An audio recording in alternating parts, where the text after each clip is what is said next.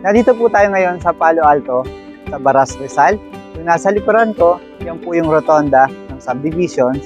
And my left hand side, as you can see, yung two-way na yan, yan po yung inyong main gate along Marilake Highway. Ngayon, i-check naman natin yung mga available lots dito sa loob ng Palo Alto. Tara, samahan niyo ako.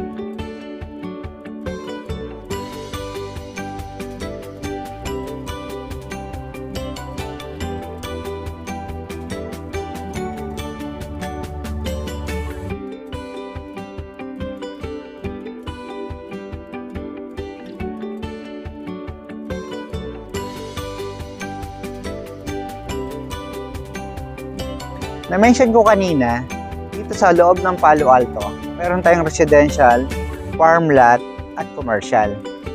Ngayon, nandito po tayo